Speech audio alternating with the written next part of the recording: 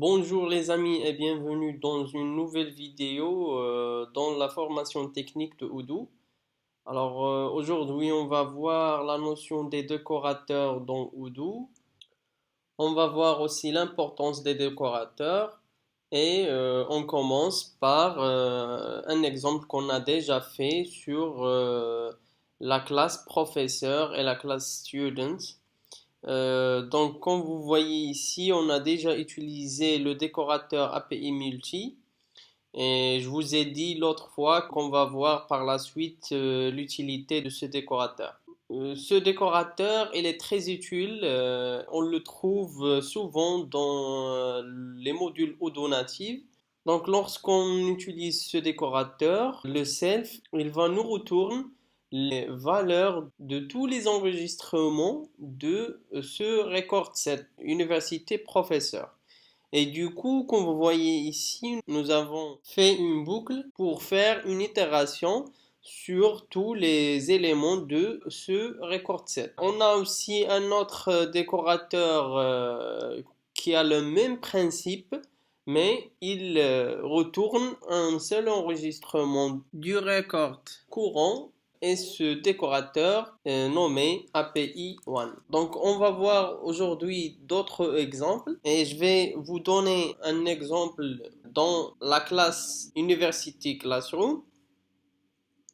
Je vais vous montrer théoriquement qu'est-ce qu'on a besoin. Par exemple, on a trois listes ici. Liste professeur, liste des matières et liste des étudiants. Imaginons par exemple que chaque classe elle a un nombre maximal de professeurs, un nombre maximal d'étudiants et un nombre maximal de matières. Par exemple, chaque classe elle doit avoir un nombre maximal de matières égal à 3 par exemple. On ne peut pas ajouter plus que 3 matières pour cette classe. Pour faire ça, on utilise un décorateur nommé API onChange. Je vais vous montrer comment on peut utiliser ce décorateur. La classe Classroom, c'est celle-là. On va créer une nouvelle fonction.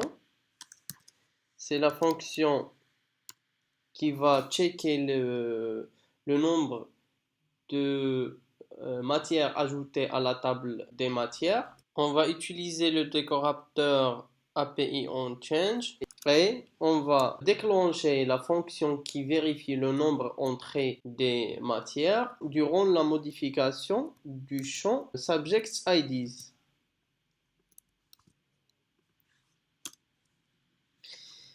Donc je vais créer la fonction qui fait la vérification. Je vais la nommer check subject ou bien number of subjects.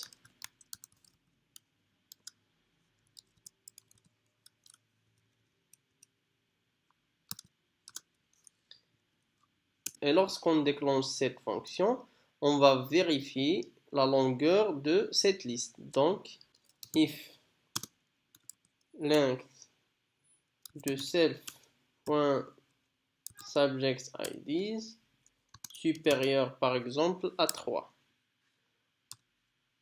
On va retourner un message d'erreur. Return warning. Et dans ce warning, on va ajouter le titre.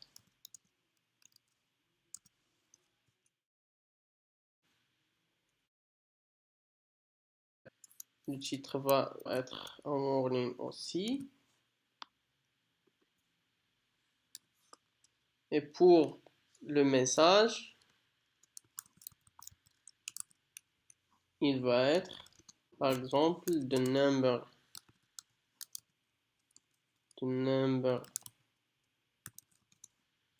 of subjects must be less than 3. Donc, lorsqu'on va ajouter les matières à la table, cette fonction va se déclencher automatiquement et elle va checker le nombre de matières est-ce qu'il est inférieur ou bien supérieur à 3. Une fois ça sera 4, il va apparaître ce message d'erreur qui nous dit que le nombre de matières doit être inférieur à 3. D'accord? Donc je redémarre le serveur pour vérifier le fonctionnement de cette fonction. J'actualise la page. Et maintenant, je vais ajouter des matières à cette table. Donc, j'ajoute la première, la deuxième, la troisième. Jusqu'à ici, la fonction ne retourne rien parce qu'on a un nombre inférieur à 3. Et maintenant, je vais ajouter la quatrième. Et voilà, comme vous voyez, notre message est apparu. Super. Maintenant, on va voir un autre décorateur. C'est le décorateur API Constraints. L'utilité de ce décorateur, c'est de vérifier une contrainte. Ici, dans la partie, par exemple, ici dans la partie des étudiants, on a la date de naissance et aussi la date d'inscription. Donc nous, on va utiliser l'API Constraints pour vérifier que la date d'inscription est supérieure à la date de naissance. Alors, je vais vous montrer comment on peut faire ça. Alors, j'ouvre l'objet student. Et après, je vais créer une fonction qui fait la vérification. Donc, je commence par l'API Constraints. Et j'ajoute les deux champs registration date et birth date aux paramètres de ce décorateur. Par la suite, je définis la fonction par exemple check dates et ici je vais créer une condition que le self birthday ne doit pas être supérieur à le self registration date. Donc, dans ce cas, on va faire un raise et on va afficher une erreur de valeur et le message, ça sera de birthday must be inférieur than the registration date. Ok, on peut ajouter à ce décorateur un autre décorateur API One pour appliquer cette fonction sur les enregistrements un par un. Donc je redémarre le serveur et on va voir le résultat. Donc je fais une modification.